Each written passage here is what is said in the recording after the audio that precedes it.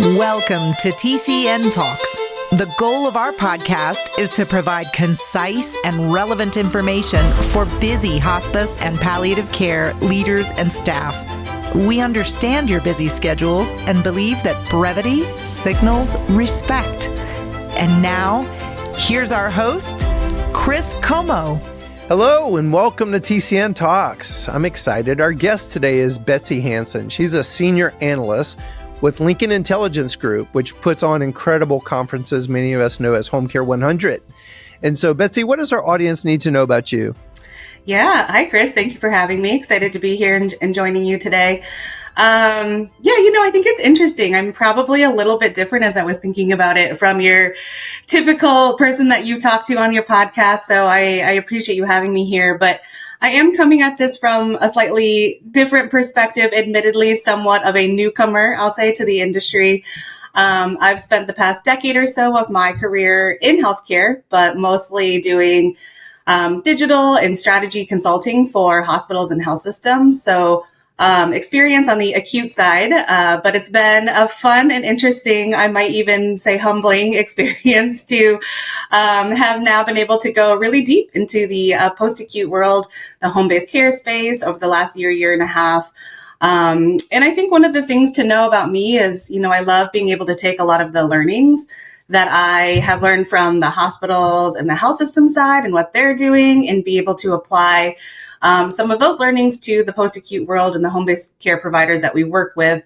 Of course, with some of those similarities come a lot of differences that you start to unravel. And, many of the unique nuances, I think, that come with managing hospice and palliative care businesses, a little bit different than your, academic medical center. But I think what that means is it's been interesting. It's really kind of shines a light on why people's experiences can sometimes be so vastly different from what they experience on the acute side or your typical journey or, with your health system versus then what is experienced on with home health, with hospice and the ecosystems, the payment structures, everything is so different. And so, I think I've been able to use my background to both understand, but also I think go a little bit deeper into the question of why we do, why so much of what we do is different.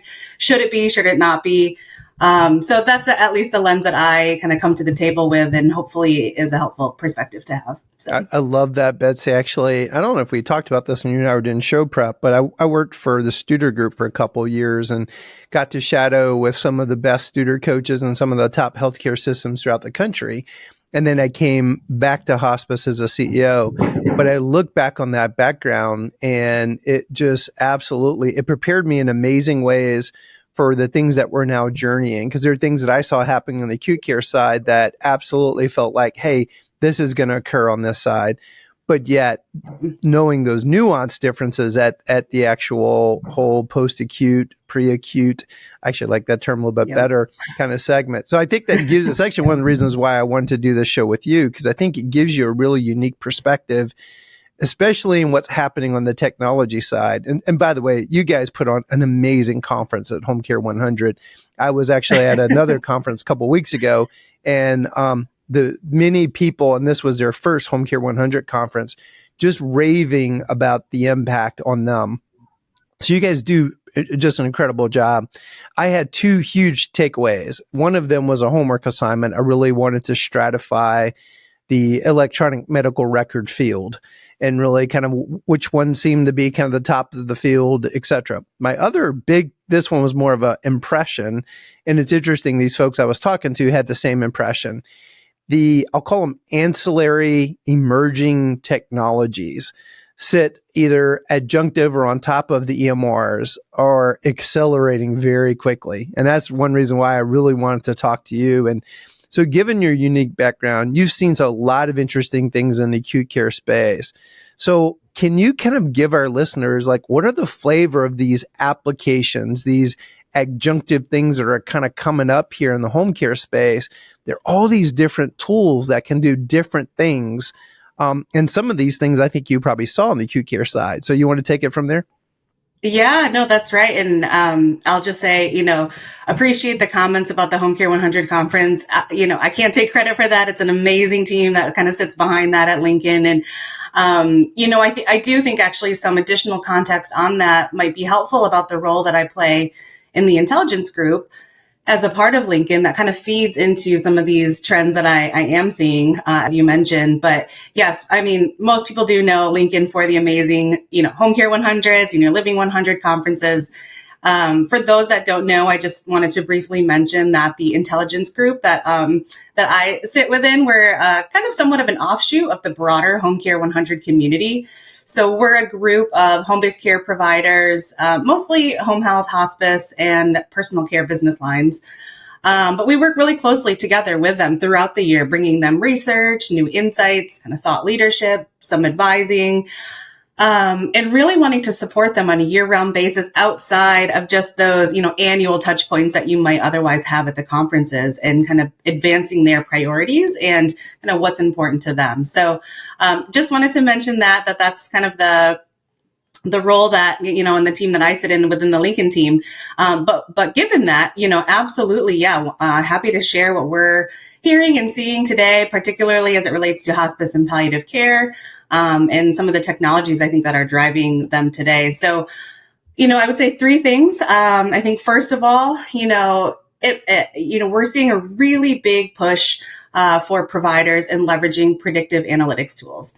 So particularly in today's environment, if you think about it, still largely fee for service somewhat. So many hospice organizations leveraging predictive analytics to really optimize their day-to-day operations. So this is where we see folks thinking about, the end of life, the pure end of life population, using tools to meet current quality measures, capturing reimbursement opportunities like SIA payments, and really helping them be able to do better resource planning. So kind of the scheduling and the staffing side of things, managing, the hospice visits last day of life, the HVLDLs, likelihood of mortality and tracking that and predicting that, whether it's the last 7 days or the last 30 days of life. So we're definitely seeing a big push in folks being able to leverage predictive tools in that way.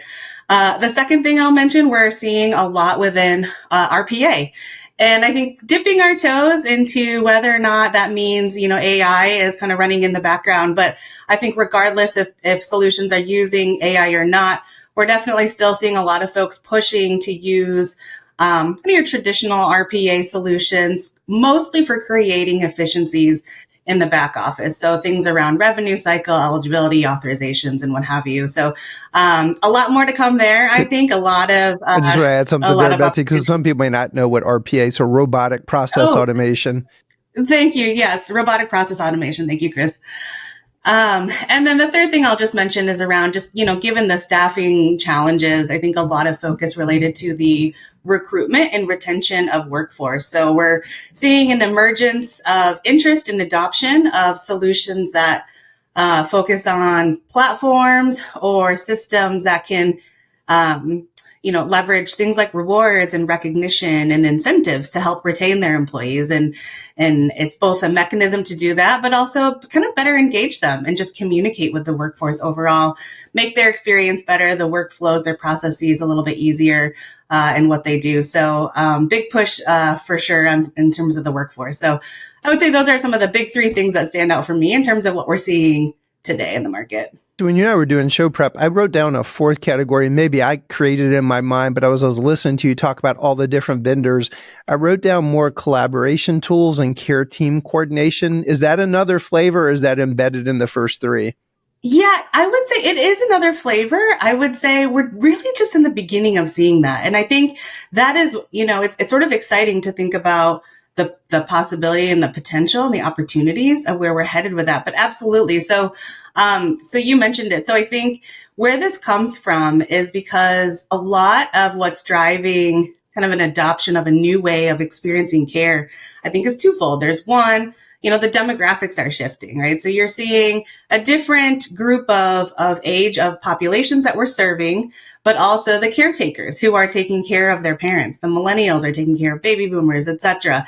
And so there is a little bit of the shift of the demographics and what it is that they want to see and be able to do with their experience in hospice palliative care services.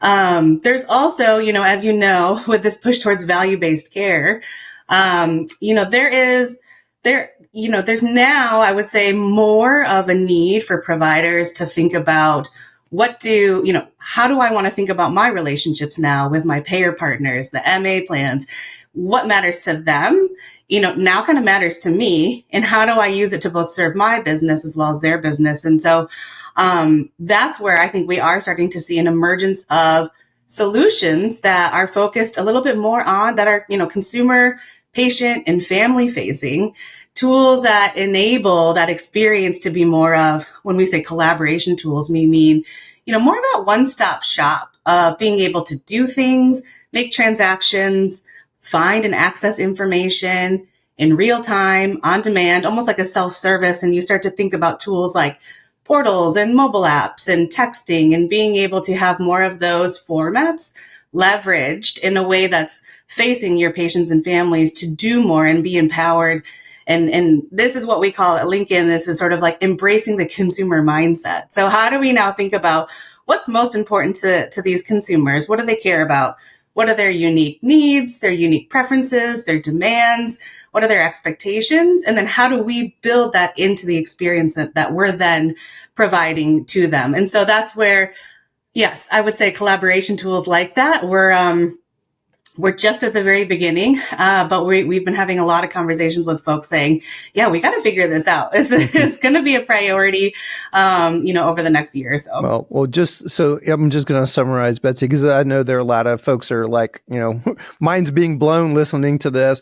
So the 4 flavors I heard you. So first off, predictive analytics, which is huge because especially hospice, I've grown up in hospice 30 years now. It's been much more art and maybe a lot less science, a lot more heart, a lot less, a lot of heart, a lot of art, and not science. We don't want it to go all the data side, but what you could do with data, if we knew the length of stay of a patient and the applications of that, because we're constantly kind of reacting as opposed to being proactive. So just want to kind of translate that first flavor, predictive analytics, and then robotic process automation. I love the term helping people practice to the maximum extent of their license. Let's take all of the mindless work off of people so we can do more of the heart and the art. So where you could apply robotic process automation, that is huge. I've got a friend who actually started his own AI company, Betsy. It's actually called Hank AI. And his tagline is surprisingly human. And he actually engages people. And like, why should I tell you how to do my job if you're going to teach the artificial intelligence to do my job?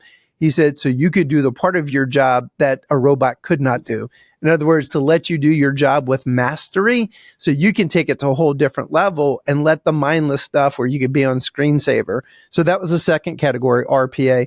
Third category was recruitment and retention. And as you know, that is just such a challenge, and that challenge is not going to go away. We've had horrible staffing challenges out of COVID, but that's really before the silver tsunami washes on shore. So think about the future of that. So that's a huge category in the third.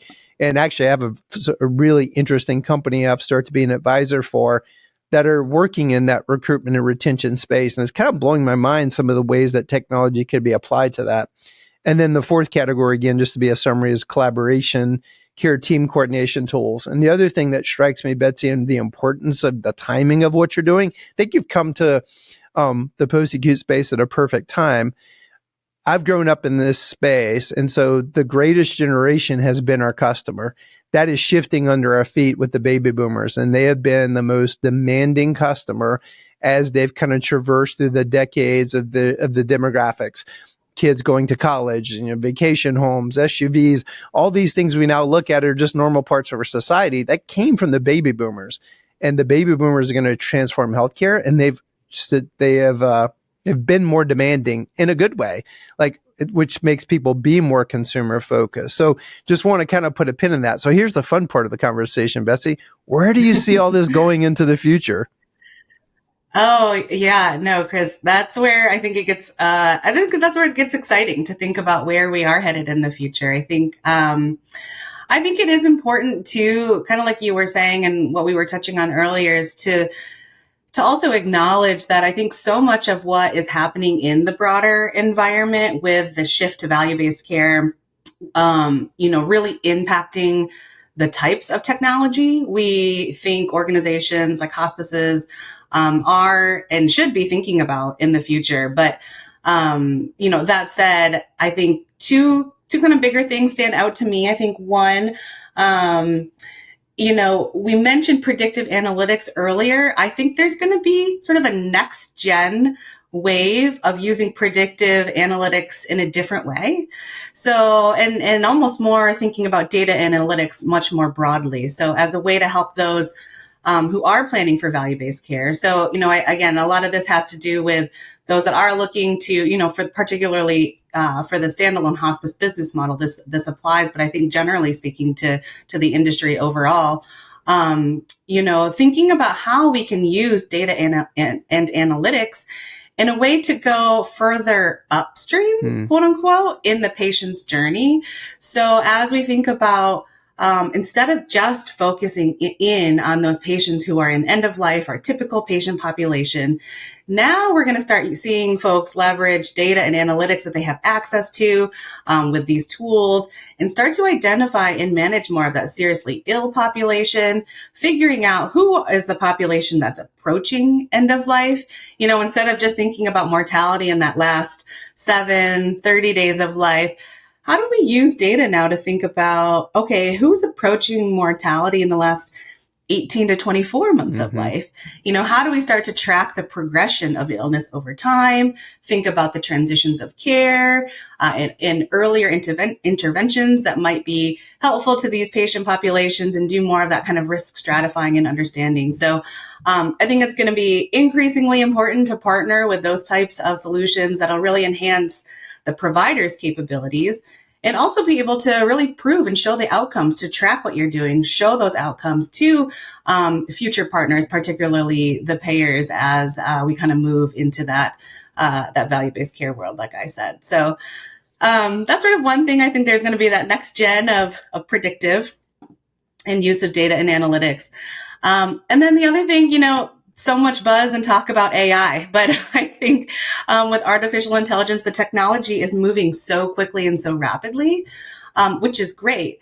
But there's a lot of opportunity yet for us to tap into that and what that's going to mean and the impact that it will have on the industry. And so we are starting to see a big emergence of tools, of vendor solutions who are focused on leveraging AI and putting their own kind of wrapper around the experience that's targeted towards this population. And for instance, one example that comes to mind is that we're seeing a lot of folks say, hey, to your point earlier, how do we make the caregiver's job easier? How do we free up those manual tasks that they were doing and automate that? And then they can work to the top of their license and be able to put that time and energy towards something that's going to be much more meaningful and impactful in the work that they can do for the patients that we care for. So we're starting to see a lot of folks think about how they can leverage like voice-based documentation services, other virtual assistants, and using AI to help caregivers maybe while they're in the home and being able to do documentation just verbally. And then things automatically on the back end then are just synced to the right formats. While they're in transition in car, going back and forth between places, they can start to leverage these types of AI-based tools to, again, make it so that they don't have to finish their shift and then spend another, hours afterwards trying to complete all their documentation. So a lot more opportunity there, I think, but we're definitely kind of excited about where the market is headed and the kind of excitement that we're seeing too from the provider partners that we work with and them leaning into these types of technologies as well. So I think it's going to be exciting to see where that takes us. So Betsy, I'm curious, thinking about your experience on the acute care side. Again, I've grown up now 30 years in this movement, this hospice segment. And again, it's been a lot more hard. And I can see kind of the fear of, well, then this is just going to take all the heart out of the work. And did you see something similar on the acute care side? And what advice might you have if you did?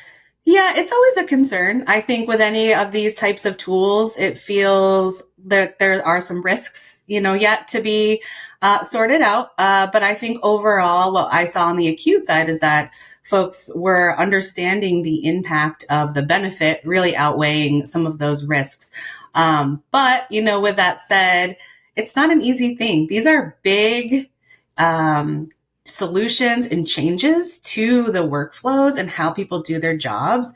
And so that's where we saw a lot of folks saying, we're really excited on the acute space to say, we're going to start leveraging these tools, but we've got a lot of work to do on our cultural, side and working to embed this within our culture and embracing technology or AI or whatever it might be as part of the core principles of what it is that you do, and being able to take that mindset shift into the work then that people show up and start leveraging these tools. Because otherwise we have seen instances where you end up with we want to adopt the latest, the slickest, the brightest, the shiniest tool that's out there with all the bells and whistles. But if you can't get people bought in and to be able to use it, then, it's no good. So. Oh, that's so good, Betsy. Betsy, at some point I may do a podcast just on this subject, but I want to call it the lost chapter of Good to Great. Do you remember Good to Great, Jim Collins? It was all the rage.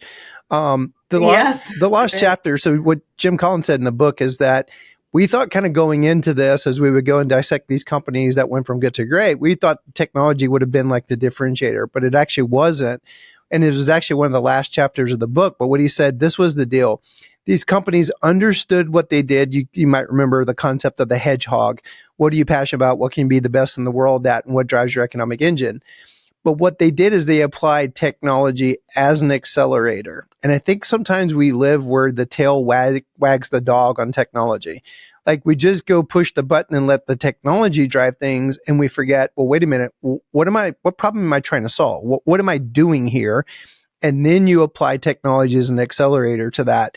That feels so important to the future that if we kind of will hold on to that and then apply technology as an accelerator, like one of the words that kept coming to me when I was listening to you is, we've said for a long time, right care, right place, right time.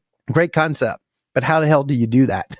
Especially with how the continuum works today. It's probably more akin to, like I played as a kid, this game of chutes and ladders, and you kind of fall down the chutes and you show up in the ER and then you get all these tests and stuff. And then we discharge you to this next provider. The chutes and ladders kind of work the way they work. But then starting to apply technology in such a way where maybe we can get predictively, you know what, this is what this person needs. As I'm speaking to you, I'll be leaving this afternoon to go to a funeral. My wife's mom passed away, and just saw this care continuum where everybody did what they did because of how the chutes and ladders work. But if there's something that said, this is what's going on and this is the best place for that person, that'd been such a gift. And family members are constantly guessing, well, what's the right thing to do?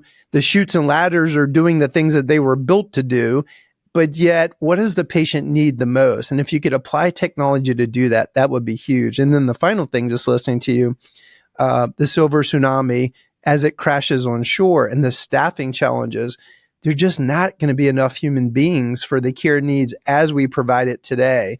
So if we could better utilize technology for people to show up at the right place at the right time to the maximum extent of their license, we can stretch a scarce resource over the silver tsunami. So I don't know if you have any comments to that, but as I'm listening to you, those are the things that kind of occur to me.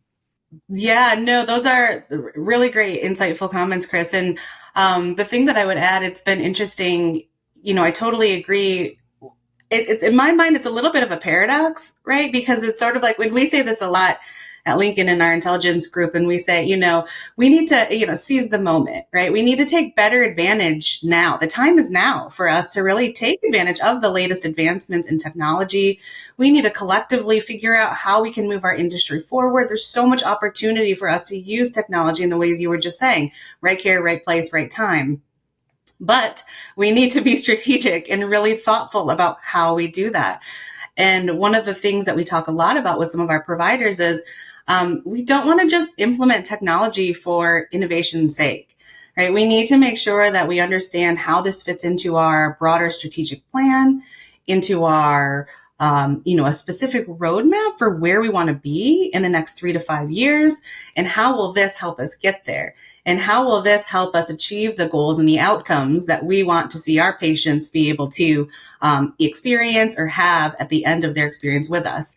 And so that's where we do say, we have to run, of course, in areas where we want to run. But sometimes we might need to walk, and we need to help each other get there. And we need to be really thoughtful and strategic about the types of tools and solutions that'll actually help us get there and make a difference, and not just, again, do it for technology or innovation's sake. So. Well, that's a perfect segue, Betsy. So when I just try to put myself in the shoes of a lot of the listeners listening to this podcast, there's just so much change hitting right now. And there is an acceleration to the velocity of this acceleration of, oh my God, there's all these things out there. And so it feels like the integration and interoperability are just going to become super important. Can you speak on that for a little bit? Yes, absolutely. We're really just kind of starting to dive a lot deeper into this topic here at Lincoln. But you're right. It's a challenge that's coming up, I think, in the industry. And like I said, when we were saying that we need to run in areas that we want to run, and sometimes we kind of need to walk and figure out our baseline first, and the infrastructure and the foundation pieces first. This is a prime example of that. I think what we're hearing more and more is that a lot of providers bringing up this idea that, hey, this sounds great. I would love to implement this vendor or this solution or this tool to help my patients or to help my workforce. But it doesn't necessarily integrate with our EHR system or play nice with the other solutions that we already have in place. And so, we're either just not going to do it, sort of a reason for maybe why they haven't necessarily implemented technology as quickly or in the ways that they otherwise would have wanted to, or do it in a way then you just kind of end up with things bolted onto each other, and it kind of creates that disjointed experience. And, no finger pointing. I think there's a lot of legacy systems, EMR systems out there, tech systems that just have been around for a long time and haven't necessarily had the need to keep innovating over time in new ways. And so it is interesting. We have found ourselves kind of in this position now where we're evaluating the latest technology and tools, and how then do we integrate that with systems and instances that have been around for 20 some years. Mm-hmm. And they're not necessarily able to share data and to read and write information to, back and forth, and to really make it work in the way that it's designed to. And so, like I said, then we've kind of seen some challenges with folks ending up with a host of solutions that just run outside the EHR as a separate workflow that their force or employees are using. Or that's where you start to see that idea of like build by partner. We've started to seeing a lot of folks say, we're going to take that build or partner approach. We're going to either just do it ourselves. We'll build it in-house. We may or may not have the capabilities, the skill sets to do it, but we're going to figure it out, or the partner approach where they're looking to earlier stage companies to say, let's build this together. What are some co-development opportunities so that we can make sure that what you're building is actually going to fit within these systems and the tech stacks and everything that we have for our particular circumstances and environment to make sure that it works. So it's not an option for everyone, but you're right. I think this is a prime example of where we do need to maybe slow down a little bit and say, regardless of where it is we want to go, we need to figure this kind of foundational piece out first. So more to come. I think it's going to be really interesting in terms of how this continues to play out, and will be increasingly important for us to figure out as an industry as we go forward. Did you see a similar metamorphosis on the acute care side, Betsy, where these solutions were kind of evolving outside of the EMR, and then how do they integrate, and any pearls of wisdom of how they navigated that? It's such a good question, Chris. It's one of those things that was a bit eye-opening to me, I'd say, when I moved into the post-acute space, that I don't want to say I took for granted, but you definitely saw a lot more advancements in both the legacy systems and digital startup companies being able to and wanting to be able to play nicely together. I think we're still figuring that out in the post-acute side. So, maybe we'll say we're a little bit behind in that way. But it does present some opportunities where maybe we can leapfrog actually some of the challenges that the health systems or the acute side went through, learn from those, and then be able to say, hey, maybe a kind of a partnership approach is going to be a really great way for us to work together with the vendors to create the experiences that we want, versus health systems over decades kind of had to figure that out, where they also ran into those challenges, but, then it forced, maybe the EHR systems to say, okay, now we will create a marketplace where we can play nicely with other third-party solutions. Or, you started to see an emergence of solutions in the market who were being created for the specific use cases. And, with the health systems having more of an ability to and leverage to say, the market's so saturated, if you don't integrate with what we've got going on, then we're just going to move on to somebody else. So we're getting there on the post-acute side, but I will say it's we're not there yet. I think a lot of challenges exist for us, but again, hoping that we can take some learnings and not have to go through some of the decades of work that the acute side went through and kind of leapfrog that into the post-acute space. No, that's why I was so enthused to meet you, because I think there are a lot of listeners, like leaders. The fact that there is a Betsy as a senior analyst in our space now, I think that speaks volumes. I mean, I remember I came in the hospice about 95, and I came from a Fortune 50 company, KPMG Pete Marwick, and looking for benchmarks and data like I saw in the corporate world. And I felt like Dorothy, who landed in The Wizard of Oz. But now seeing the metamorphosis over 30 years, and now sharp, young, amazing people like you who've done this work in other spaces, I think it speaks volumes about what we're going to see over the next 10, 15 years, which leads me to my last question. And then any final thoughts, Betsy? If you looked in your crystal ball, what does the runway look like as far as the accelerant of these things that we're talking about? Is it like the next 10 years are going to be fascinating, the next 5 years? Yeah, good question. I think it's going to be quick. I think the next 5 years are going to look different. I think we're going to be able to have the ability to tap into new technologies in the way that we haven't before. And I think the reason why I think that is because I think a lot of the, kind of tech vendors that are out there are starting to become more sophisticated in how they leverage things like generative AI, right? It's a hot topic. It's a buzzword right now, but a lot of folks don't necessarily know how to just use that technology and bring it into their own organization. What we're going to start to see over the next, I would say, 3 to 5 years is vendors be able to put the right wrappers around leveraging that kind of technology and create targeted uses and use cases for it, for hospice providers, for palliative care providers, for home health businesses, and be able to make much more of an impact in how we can leverage technologies in that way versus having people just kind of sort through it on their own. So I'm very excited and hopeful about what I think the next few years are going to look like. Final thoughts, Betsy? Oh, I would just say, again, I think I mentioned this earlier, but again, we say this a lot at Lincoln, but seizing the moment, I think thinking about how AI can be a partner to us in the work that we do, both for our workforce as well as to change the experience for patients and their families and those that we work on behalf of. And there's so much to be excited about how we can leverage tools and technology and AI to be our partner in doing that. We just need to make sure that we do it strategically and in a way that makes sense and not in a way that, holds us back or makes things more difficult, but in a way that kind of helps us achieve our long-term goals and kind of future-proofs our organizations, regardless of all the uncertainties in value-based care and the market shifts and movements.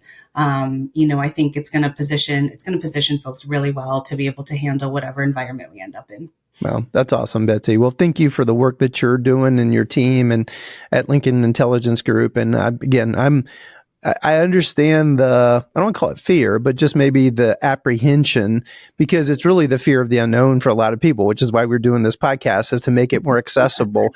It's coming. And so how do we utilize this tool in the hands of good people wanting to do that good work? I love the way you kind of landed the plane on that, because that's our common ground of all the people listen to the show. We all came to this work because we think it is sacred ground what happens by the bedside. So if we apply these tools in such a way where we enhance that, you can't ever replace the human touch, especially in the hospice side of things. I mean, it is, there will never be a robot that will do what the human care, compassion, the soul care that occurs in what we do. But there's not going to be enough of us. And so putting those people in the right place at the right time so that we don't lose that feels so key to the future, that utilizing technology in the right way so we enhance mission, not lose it. So again, thank you for the work that you're doing in that space. Well, Betsy came up with a great quote, which we always end our TCN Talks. Please, those of you, our listeners, thank you. You make this show the top listened to show in the hospice and palliative care space. Pay it forward. Make sure you subscribe. And as always, we'll close with a quote. This one is from Sun Tzu. Out of chaos and uncertainty comes opportunity. Thanks for listening to TCN Talks.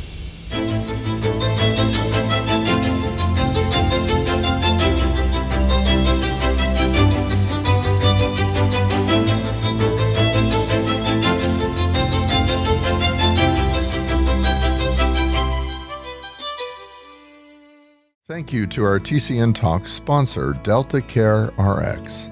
Delta Care RX is also the title sponsor for our April and November 2024 Leadership Immersion courses.